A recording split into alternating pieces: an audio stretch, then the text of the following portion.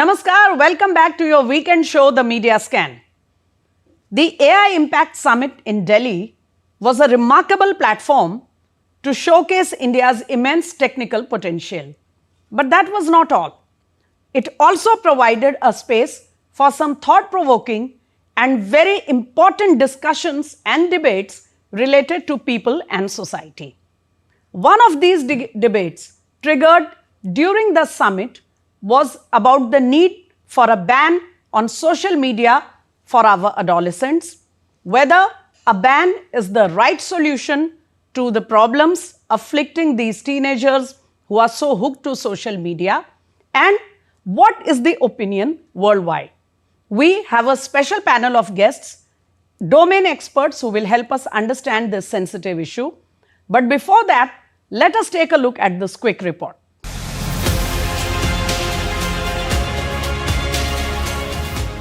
The AI Impact Summit in Delhi has reignited the debate about the use of social media by adolescents. Countries like Australia and France have already imposed social media ban for children under 16 and 15 years of age respectively, with Greece, Spain, Denmark and UK following the suit. French President Emmanuel Macron also made a strong push for social media ban during his keynote address in the AI Summit. Prime Minister Narendra Modi has also spoken about restrictions necessary for youngsters. There are strong arguments given by experts on both sides of the debate. Those in favor of social media argue that it is impractical and unnecessary to put a ban. It is better to put guardrails on the use of social media. But those advocating a ban say that social media is wreaking havoc on the tender minds by creating attention disorders, causing distraction from studies, making children aggressive, and causing mental health issues. In India also, clamor is growing for restrictions. Andhra Pradesh government even constituted a GOM to study the issue. This debate has now reached every household. So after that rundown on what is happening in the technical world and why there is a clamor in so many countries, including ours, to ban or at least restrict social media for adolescents, these are the questions we will go through in the next few minutes. I have here with me Dr. Rakesh Kriplani. He is an expert on behavioral science.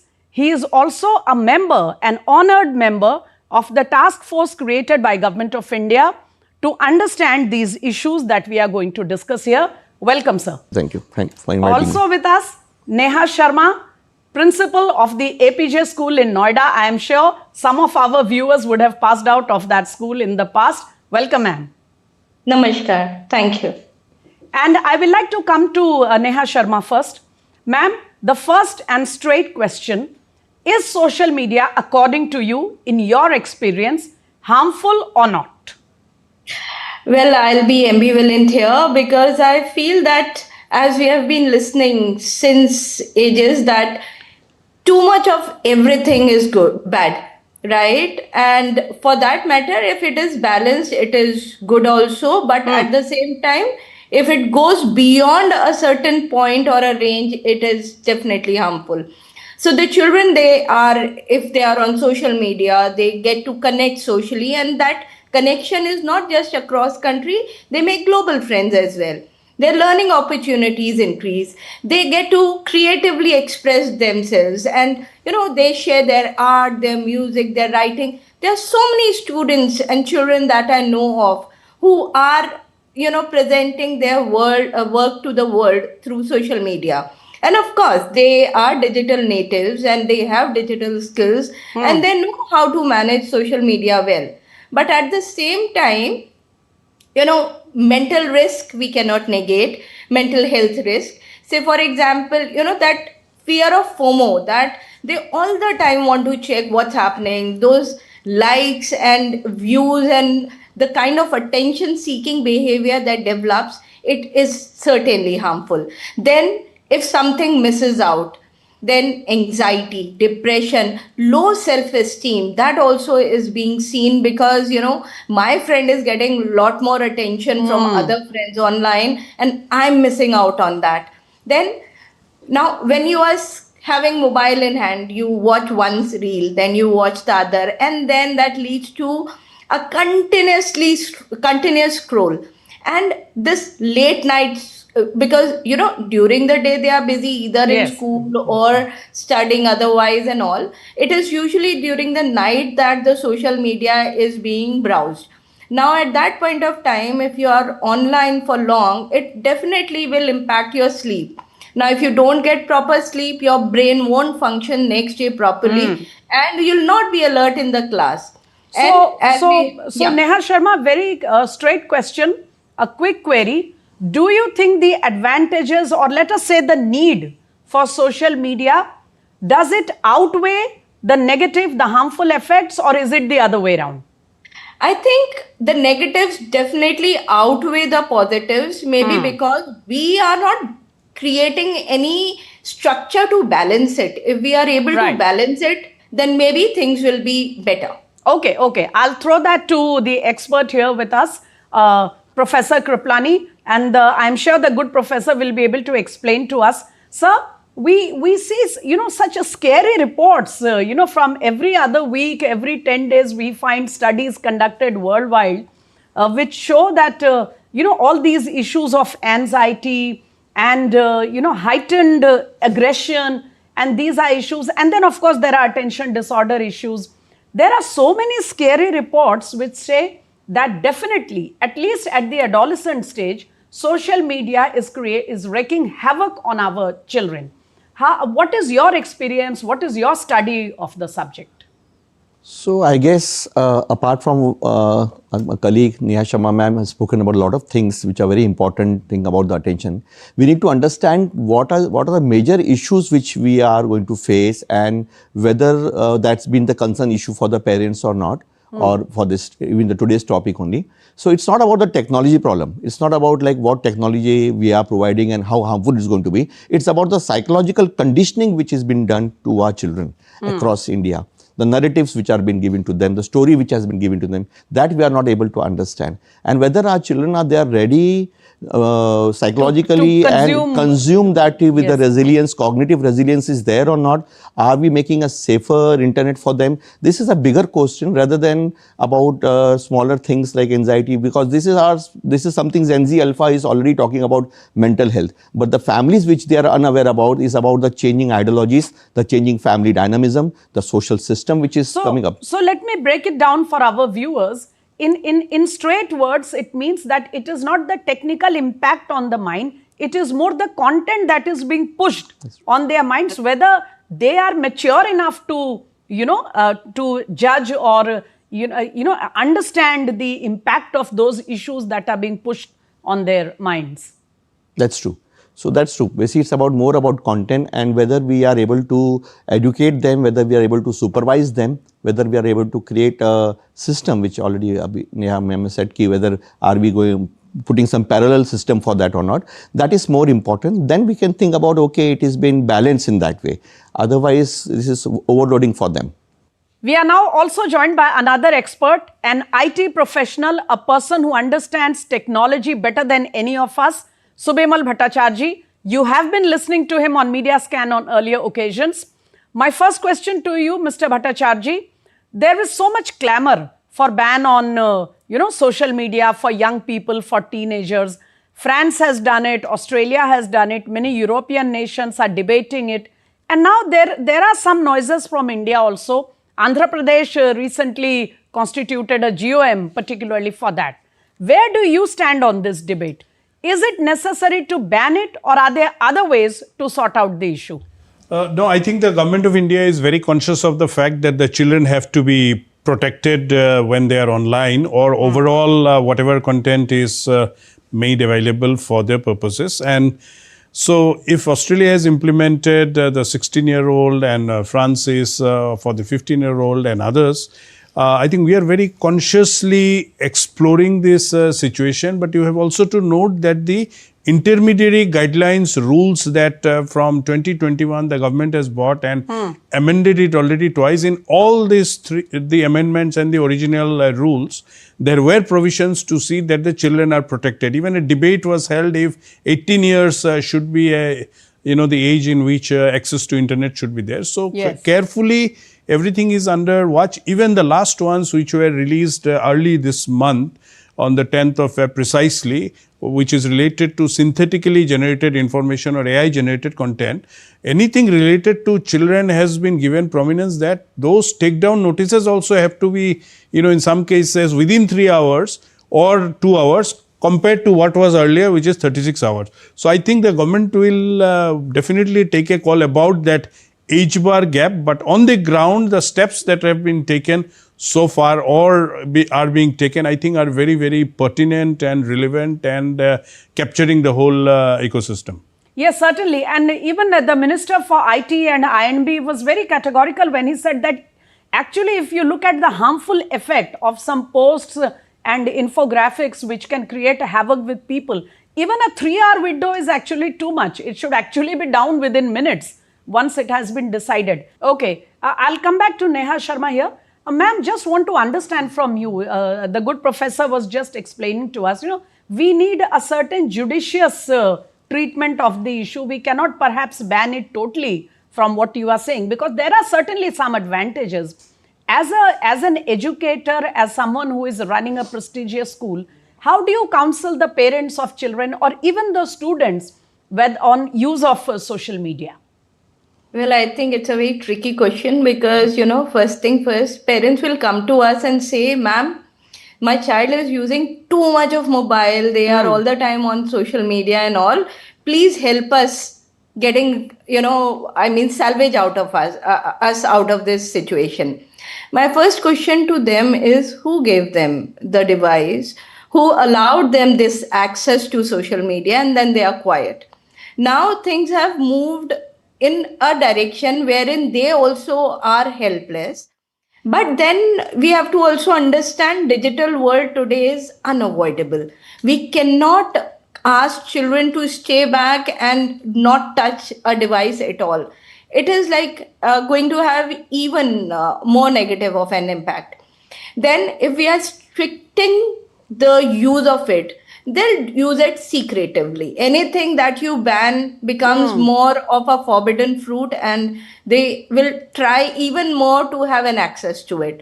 So what I feel is that, it's important when we talk to the parents, we tell them that you should be, one, aware of what your child is viewing.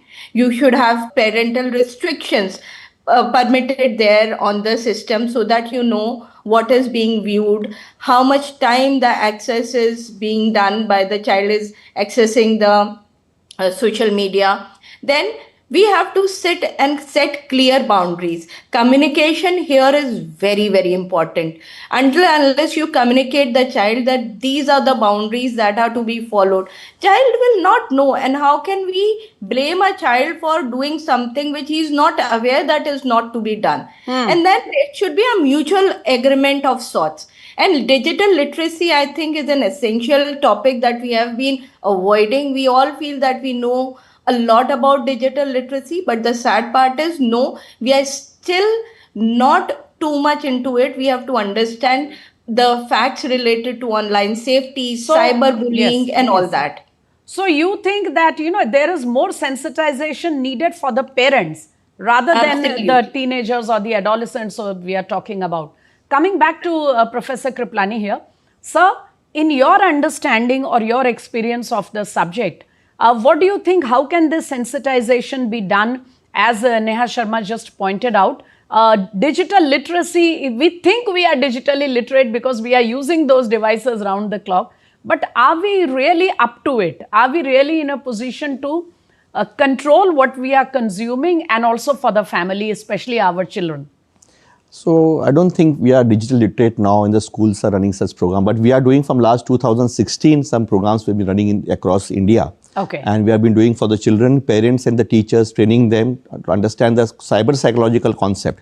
So we've been now pioneer in the field of cyber psychology across the globe. We are doing this session from 2016. And that has a very big effect and impact on students and teachers to understand Gen Z, understanding alpha, understanding the dark web, understanding the metaverse, everything, and especially the misinformation. The most important thing is misinformation part. So I think if digital literacy has a proper curriculum And if there is a committee there in the government now which can come up with a curriculum from first onwards, not sixth onwards, first onwards, talking about misinformation. So slowly, gradually, I think parallelly they can come up with the technology and the resilience together so that we can have lesser negative impact because of any AI or any cyber related problems. I understand. I think, and it's getting younger. I mean, children are getting younger and younger into this. They are getting pulled into it. But just coming, because this is a very interesting subject we've not read so much about, sir, about this curriculum that you are talking about. I mean, what according to you should it entail? What should be the components of that curriculum? So for component, basically for children to make them understand how brain works, like they should understand that before 16.5 years of age, the frontal cortex, which is area, executive function area, which is not developed, they cannot understand right and good and bad. So that is the area they can understand, okay, that's the reason why parents say, okay, you're too small for this thing. So where whatever content they consume before that, so they're not able to understand because their brain is not developed. This is scientific aspect about brain, understanding about mind, understanding about dark web, understanding the features of the mobile where front camera access is there always. These are all the things which are, and this majorly, especially understand the cyber psychological aspect like attention economy, which parents and children and teachers are not aware about, that the product is basically you or your children. It's not they are selling you product. Basically, you are a product to them. And the conspiracy which is going on across the globe for our children to make them digital zombies in next few years, in that last 4-5 years they have been quite successful.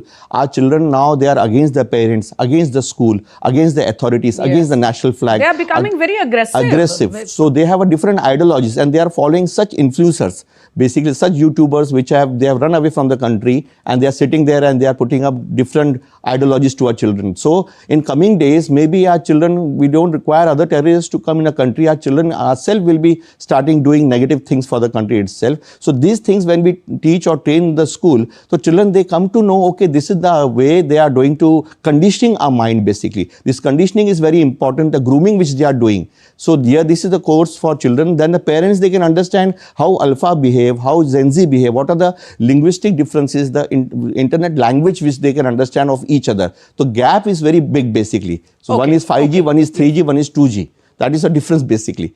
So because we have someone who is dealing directly with the, this age group that we are discussing today, I want to know from Neha Sharma ma'am, the sir has just explained that there needs to be a curriculum for educators, for parents, and of course, the adolescents.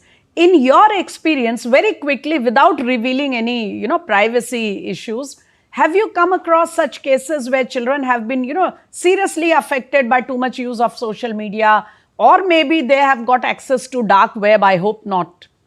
Very briefly. Well, yes, definitely there are cases once in a while, because we principals are also well connected, and if there's something that has happened in some other school, that comes to our notice as well. There are children who have been so much into gaming and all that they have altogether started missing the school regularly.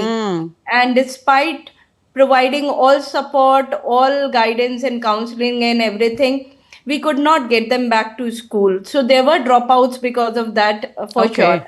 But I would also like to add, if you may permit, about digital citizenship, because this is a program that we run in our school, and I have been part of this curriculum development that CBSE has brought out for grade 6, 7th and 8th.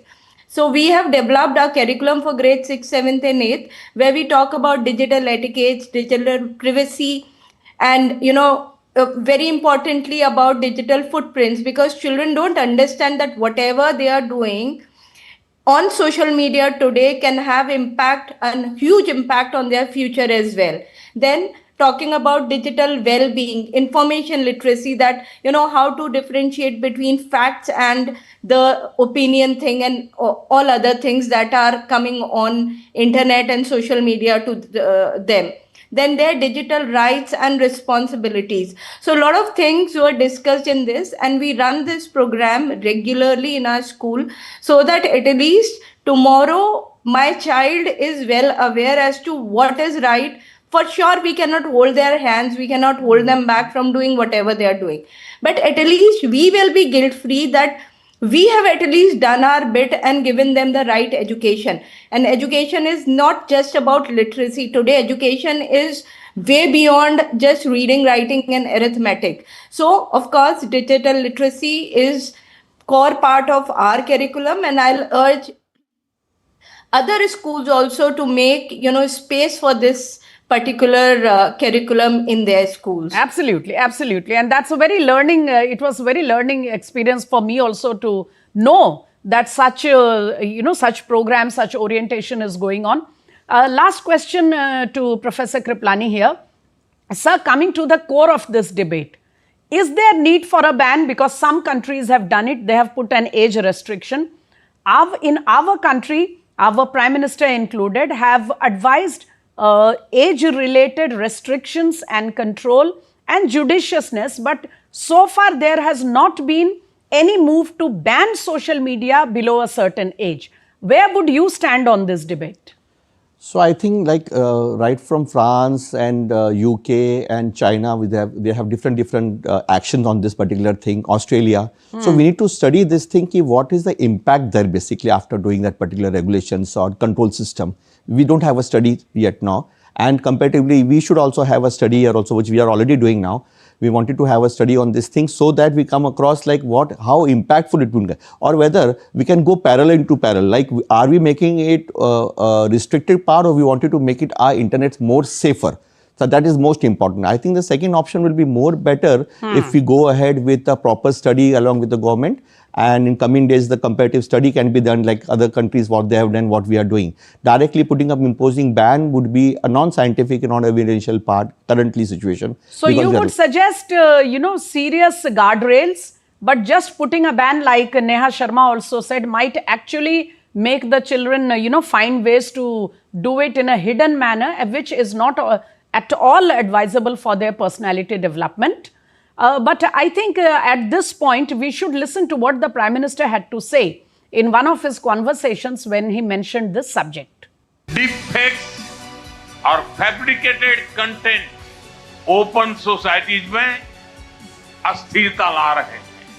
Physical world में हम food पर nutrition labels देखते हैं ताकि हमें पता हो कि हम क्या खा रहे हैं। ठीक उसी तरह डिजिटल वर्ल्ड में कंटेंट पर भी ऑथेंटिसिटी लेवल्स होने चाहिए। जैसे जैसे एआई ज्यादा टेक्स्ट, इमेजेस और वीडियोज बना रहा है, वैसे वैसे इंडस्ट्री में वाटरमार्किंग और क्लियर सोर्स स्टैंडर्ड की जरूरत बढ़ती जा रही है। इसलिए ये जरूरी है कि ये विश्वास टेक्नोलॉजी में शुरू से बिल्ट इन हो। हमें चिल्ड्रन सेफ्टी के प्रति और अधिक सजग होना होगा। जैसे स्कूल का सिलेबस क्यूरेटेड होता है, वैसे ही एआई स्पेस भी चाइल्ड सेफ और फैमिली गाइडेड होना चाहिए। However, moving ahead on the discussion, Subimal Bhattacharya, from the experience of Australia or France or other European countries, do you really think, there are practical issues involved here? And a lot of people say, what if you ban it legally? It's not going to work. Is it really possible to impose the ban? In very practical terms, I'm asking. In the most, simplest situation, Smitati, you have to realize that in many cases, the parents indulge and give their own mobile phones to the children and all. Yes. Now, in that case, the ban will not work. And this is, I think, something that the society has to take charge. The parents, teachers, all have to understand that, there is a certain reason for which we don't want the children to be all the time having all those every content available on them. And if the parents do that, they themselves break it. In most cases, it is this. So I would think that we have a larger societal issue other than the rules and regulations. And that's where, an outright ban might not necessarily always be the, best situation. I think it creates more fear than and then, people also try to find ways and means to break it. So there is a certain way of around detoxification and all that has to be done, which Professor Saab has really been working hard on for all Yes. these years. So I think that's on a larger national scale, societal scale, we'll have to take up. So we are at the end of the show, and before we wind up, I want to thank Neha Sharma, who's found time on the weekend to join our conversation. Thank you, ma'am. And Professor Kriplani, who shared very valuable perspective and data on this entire issue. We are also thankful to Subimal Bhattacharya, always so gracious to join our show. It is clear, viewers, that a blanket ban at this point is not what our experts have advised. They would rather suggest sufficient guardrails and safeguards which can protect our adolescents from the harmful effects of the issue, but also give them valuable information which we cannot keep away from them at this stage anymore. On that note, it's a wind up on Media Scan for this weekend. Do join us next weekend. Namaskar.